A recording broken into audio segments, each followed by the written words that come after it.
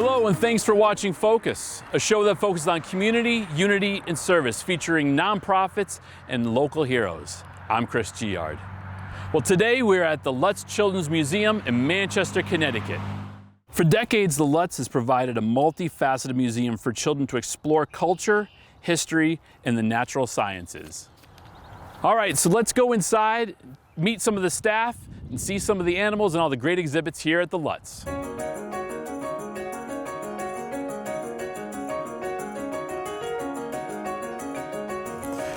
All right, so now I'm here with Dr. Patricia Buxton, the Executive Director of the Lutz Children's Museum in Manchester, Connecticut. Thank you for being a guest on Focus. Well, thank you so much for having us.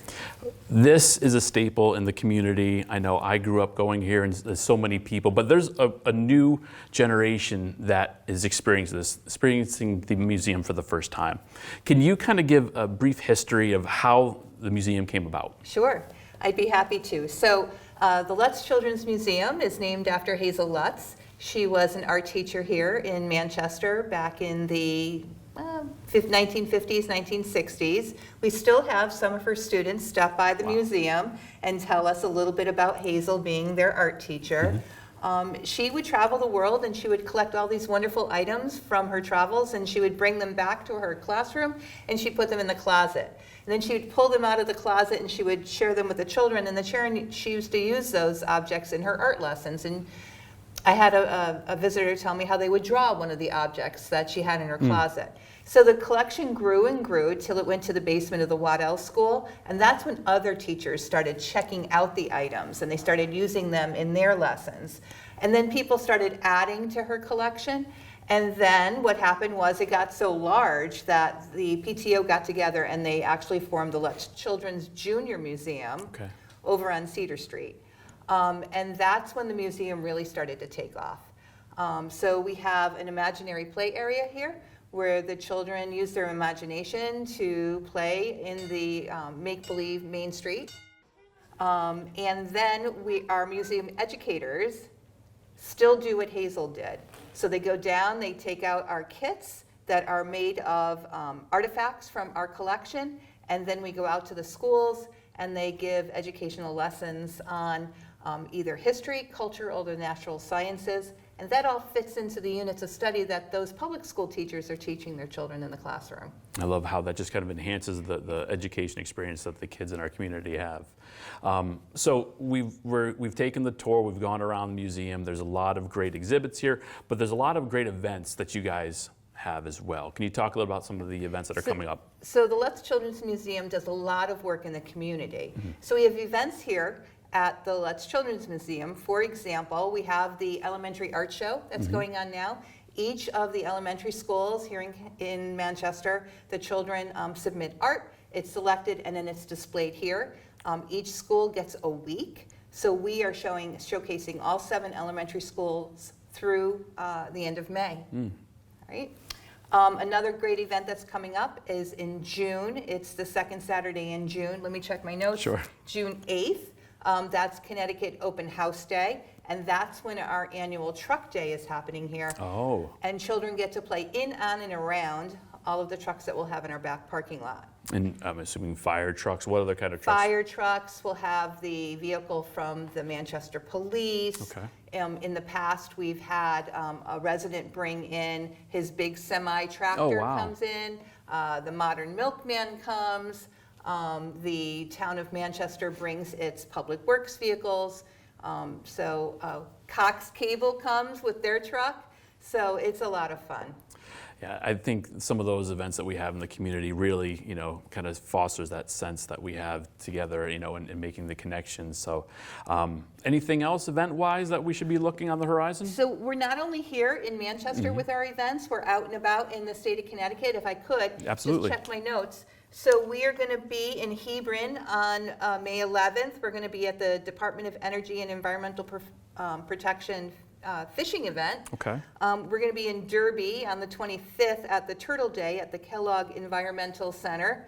And then you'll find us at the Spruce Street Farmers Market throughout the season. So we look forward to seeing everybody. those are some really great events, and I know that's out in the community. But for a regular that wants to come here, there's a benefit of getting a membership. Do you want to talk about some of the membership opportunities? Absolutely. So you can be a member here at the Lutz Children's Museum. We have a lot of different options for you. Membership starts in January and goes for the calendar year. It's prorated per month. If you just want a Lutz membership, you would pay a certain amount of money. Call us, please. I don't know it off the top of my head. And front desk will let you know what that fee is. And you get to come to the museum, you and your family, for free for the year, just by paying a membership. And with that, you get whatever activity is going on in this room. So for instance, we have had the read therapy dogs come and children read to them. So they'll be starting up again in the fall. We have DEEP comes on Fridays. They do all kinds of activities in the multipurpose room with the children. We have a volunteer that comes in on Saturdays. He does music with the children. So there's always something new happening at the Lutz Children's Museum, and that's part of your membership. It's free with admission. And what are typically the hours of the museum? Good question. So we are open Tuesday through Friday, 9 to noon and 1 to 4. Okay. And then we're open on the weekends from noon to 4. Out of the times that you are open, there must be a lot of young children and their families that have that experience of maybe even transporting themselves when they were a kid. What are some of your favorite memories of when you see the children interact here? So it's those mental time capsules, right? Everybody who comes into the museum remembers the bear, right? Absolutely. So the bear is iconic. So I have grandparents coming in and say, oh, the bear is still here. Their children, Right. and now their children's children all remember the bear. Other things that they remember is they remember the boat that's out front. I don't know if people knew, but the boat used to be inside the museum, used to be one of our exhibits, and we refreshed the exhibit space, and the boat was then brought out to the front yard. So all kinds of things like that, and you're going to speak to Ashley in a little bit about all of the animals that we have at the Lutz Children's Museum. So I'm not going to steal Ashley's thunder, but she's going to tell you all about the wonderful animal ambassadors that we have here. Yeah, that's just another part of the Lutz Children's Museum that's such an amazing experience. So Dr. Patricia Buxton, the Executive Director of the Lutz Children's Museum, thank you so much for being on focus and letting us tour your amazing facility here. Thank you so much.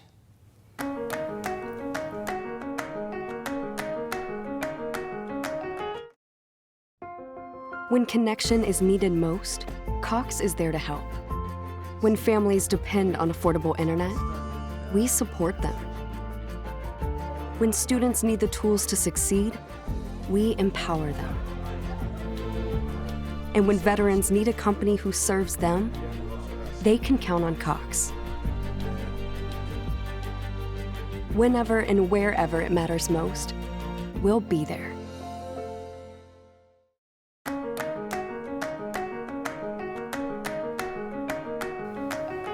All right, now we are in the gallery area of the Lutz Children's Museum here in Manchester, where the kids get to kind of touch and play and do all the fun activities here. And with me is Clare Mazur, the Assistant Director of the Lutz Children's Museum. Clare, welcome to Focus.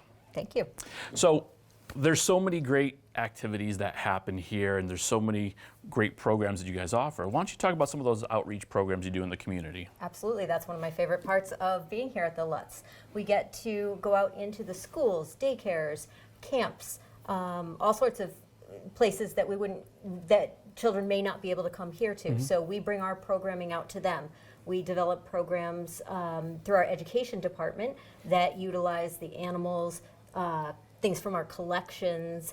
We make sure we touch on history, culture, and the natural sciences, stick to our mission, and we go to students in pre-K to grade 5 and go to the classrooms. One of our newest programs is a cave program that will actually have an inflatable cave that the children will get to experience and immerse themselves in. That's really great. What are some of the key, besides the animals, because we're going to reserve that for another segment, but what are some of those things that the kids really like to get their hands on and look in and learn about when you bring them to the schools? When we're doing something with animal sciences, they love, say, the turtle shell, the armadillo shell. They get to hold and touch everything.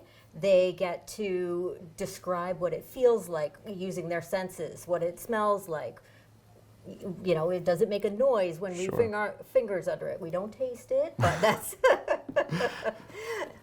so they really get to do those things, and it's not something that happens all the time for them. So some of the folks here from the Lutz that go out, how many people typically go out for those programs? We always send 2 educators on a program. One educator takes the lead while the other supplements. Sometimes they tag team the program. It really depends on the program and how it was designed. All programs are designed to be very hands-on and with several different activities in the program to Great. keep things moving. So one of the things we really tried to push here on Focus is volunteerism. We really want to get that community engagement. How can people get involved with the Lutz Children's Museum, and what's volunteerism like here at the Lutz? So I am also the volunteer coordinator. Okay. We get volunteers from ages 12 all the way up to as old as you can. Okay. You can volunteer for special events only. You can volunteer on a weekly basis. You may have a special skill. We get groups from local businesses that come out and volunteer for a day as a day of giving and do something with our grounds. Right. We've got a group coming in shortly to do our spring planting. So if you're interested in volunteering, you're going to go onto our website and you're going to fill out a volunteer application. That volunteer application will come straight to me, and I will review the application and set up an interview to see what fits best for your volunteering needs. We'll work with you on the time of day, the hours you need. Children who are volunteering for school or religious purposes can also get their hours here that way. Great. So that's an awesome way for you students out there and that Absolutely. need to have those service project hours. This is who you talk to. Besides the volunteering, there's something that's just nostalgic about when you come to the Lutz Children's Museum. What are some of your favorite memories of your experiences in seeing people here? We've talked about that with Patricia as well. I think some of the favorite things for me are that this is a place where everything is very touch and play, very hands-on. There, you make your own creativity. You play the way you want to play. No one's telling you how to play. No one's got something that has an agenda about it. The kids come here and they do what they want. I've got pictures of my son here playing with the cow, standing in front of the bear. Right. We've done a past and present bear exhibit recently so that families can have mom and dad in front of the bear and then put on the present the picture of the child and the mom and dad with the bear. So there's a lot of nostalgia here. I love that we incorporate the community. I love that we incorporate the schools for the art show. Yeah. There's really a little something for everybody. If you Yeah. like history, there are certain history displays that you can take a look at. And I know one of the primary things is the natural sciences, right? Yes. So it's finally warm out again. We've got Nature Camp coming up. We do. Why don't you talk about some of the... We've got a really exciting year of Nature Camp. We are focusing on biomes this year. Nature Camp begins the week of July 1st. Okay. It's 7 weeks of camp. You can sign up for 1 week, 2 weeks, or all 7. Okay. You would contact me to sign up for camp. Camp is over at our Nature Center Yes. on Oak Grove. We do all sorts of exciting things there. We had a very generous grant that enabled us to get some tablets, and I believe those were from It was you from the guys. Cox Tech booth, but It with was. So we were able to incorporate a little bit of technology into the day-to-day learning at the camp. Yeah. So if the kids are going out on a nature walk and they're listening to bird calls, they can use their tablets and a special app that they can identify the bird calls. If they're engineering something, they can do their plans on the tablet. It's a really great way for them to get, enhance the experience. I think that's amazing because sometimes we hear technology and it's, our kids are not connected. And I think this is just a perfect way that they get that connection to the actual natural sciences as well as having that immersed experience while they're walking around with a tablet, which they're already so familiar with using to begin with. So. And they really enjoy that piece of it. Excellent. Claire, thank you so much for your time. Thank you, and we're so excited to be here at the Lutz. Thank you for coming. And next up, when we return, we're going to go see some of the animals here at the Lutz Children's Museum.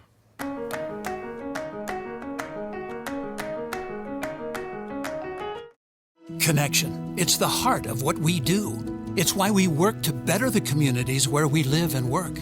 It's why we're expanding to get people connected and create digital equity programs that support affordable internet and digital literacy. We're leaders for positive change. From the way we empower our people, clients, and communities to the way we care for our planet. We live our values every day. We're Cox Communications, and we're pleased to connect with you.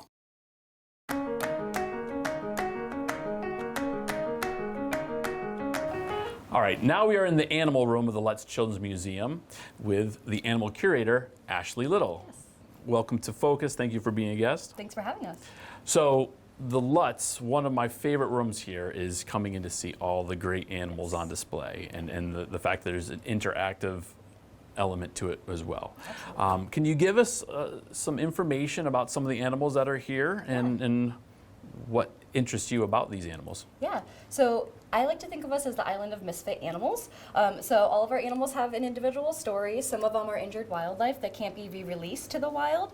So we do work with an amazing community of wildlife rehabilitators, mostly in the state of Connecticut, but throughout New England, essentially. And we take in, again, injured animals that can't be re-released, such as our Chuckles the groundhog. We also have Angel the turtle, who is a three-legged turtle, eastern box turtle here.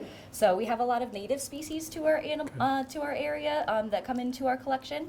And more of the pets, more of the exotic pets, such as our doves, our chinchillas, our guinea pigs, etc. They come to us from a variety of homes. So sometimes people decide that they want a pet and they don't realize how big it gets or how much care it intakes.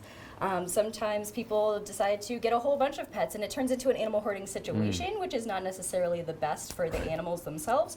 So sometimes we get in animals that we aren't too sure of their ages, we aren't too sure of their health status. Sometimes they've got lumps and bumps and deformities, but we work with a great community at Bolin Veterinary Hospital. Dr. Katie Zyra is our exotic vet there. Okay. And so once we take in the animals, they all go through a vetting process to make sure that they're happy and healthy. And if they're not, then we try to make them as close to happy and healthy as possible. And we give them the best end of life that we can here. Great. When you walk through the animal room here, I love the fact that it's kind of multi-tiered, right? Because you've got the youngest kids to the older big kids like myself here. That really, allows you to get in and see that close up. Absolutely. Obviously, it was done intentionally, but what are some of the things that you feel are important that people check out when they are here? So like you said, the multi-levels I feel like is really, really important for the smaller kiddos. Our button quails and our fish that are right at their eye level are one of the biggest hits. We have, the teenagers that come in with their little kids that, I don't want to play in the gallery area, but wow, the animals are super cool. Yeah. And then we have the parents that come in, they're like, I don't want to play with the toys either. Why do I want to go play with the toys or do those puzzles or crawl into those tight spaces? Mm-hmm. But then they come in here and we can service literally all ages from the little tiny toddlers to their grandparents and everybody in between. They get a chance to interact with animals they've never been able to interact with before, never been able to see before. So it's really a great thing being able to service everybody that comes into this area. Now, I know at some point in time, you actually get to close the doors, and there's animals that could be running around, like maybe even a bearded dragon, or our friend the rabbit, absolutely. So what are some of the other animals that are allowed to come out that people can, have that touch and feel experience? Yeah, so most all of our animals you can have a touch and feel experience with, besides the ones that are a little bit more high risk, like our groundhogs or our chipmunk.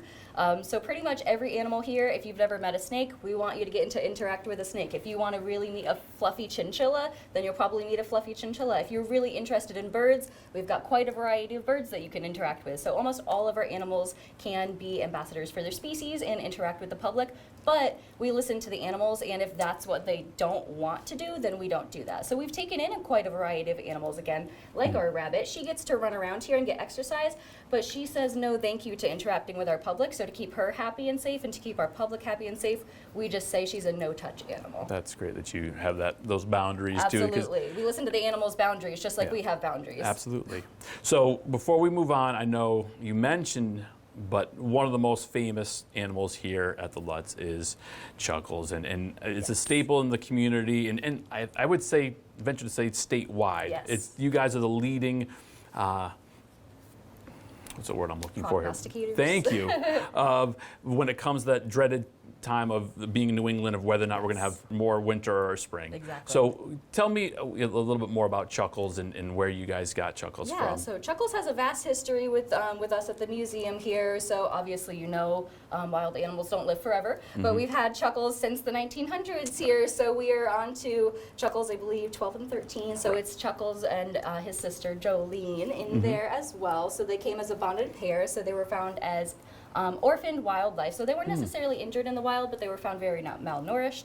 And so they were brought to a wildlife rehabber, and they really imprinted on her. So imprinting on humans is one of the biggest reasons why we can't re-release wildlife, because of that interaction with wildlife and the public. We don't want them to go up to help the public when they're back into the wild and expect food and their resources. So to keep them safe and the public safe, they ended up with us, and they're a bonded pair, which is amazing. They are spayed and neutered, so we don't have to worry about adding to the population, because that's not what we're about here. We only want to rescue animals here. But yeah, so these guys are about 3 years old, and the history of Chuckles here is really amazing. So we usually always have a groundhog here, and Mayor Jay Morand is the only one that can speak groundhog officially. Yes. So he comes and he gets to speak with Chuckles and, do their prognostication and take their notes together and everything. With our history, with me here at the museum, one year we had to have a hedgehog, but with the history of Groundhog's Day, the origin actually did come from hedgehogs in Europe. So it was kind of great that we can make that piece of the puzzle come back together, even when we weren't fortunate enough to have a groundhog. So Groundhog's Day is just a party in Manchester and just the whole country, let's face it. Yes. But you guys also host parties here too. We do, yes. You talked about some of the party opportunities that you guys offer, because I think to me that's a great experience for if I was a kid and again want to have a party, this is where I'd want to be. Yes, absolutely. Same. And that's one of the reasons why, honestly, we work here, is because we enjoy this. We love what we do. So the birthday parties are just an amazing way. We usually service ages 2 through 10 for the birthday parties, and they're all educational. So we teach kids based off of if they love art or science or animals. So we have what's called an oobleck party. So it's based off of a Dr. Seuss book. So they get to make a little science experiment and take that home with them. We have an art of pop-up. So if they really love to paint and learn about artists throughout the years, then they get to do that. And if they really love animals, we have So You Think You Want a Pet Party, and different pet parties that you can design based off of their interests. So if they really love Bluey and they're really into Australia, so we could teach them about the native animals in Australia. That's great. And they get to interact with animals from that region as well, and learn how it's different than where we're from. You really cater each individual experience. That's Yes. awesome that you do Yes. that.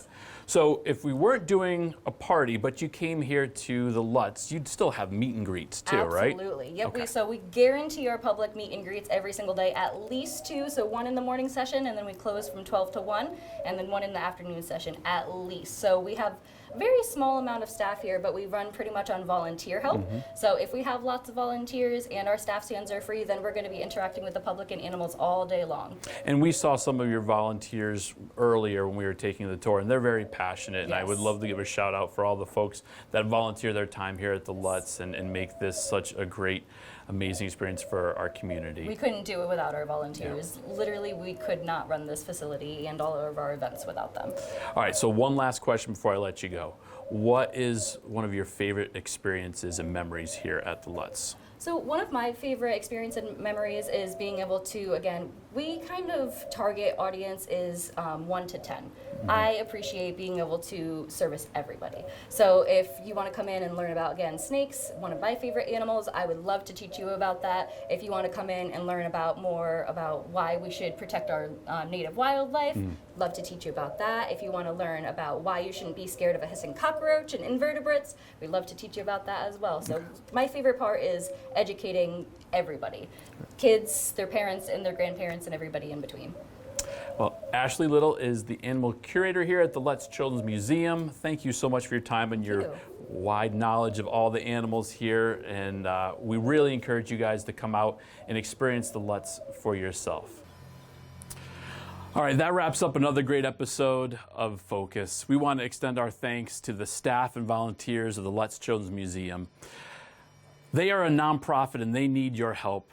If you can make a donation, or if you're a corporate sponsor, or even want to give your final wishes, I'm sure they'd appreciate it. So until the next episode, I'm Chris Giard with Focus.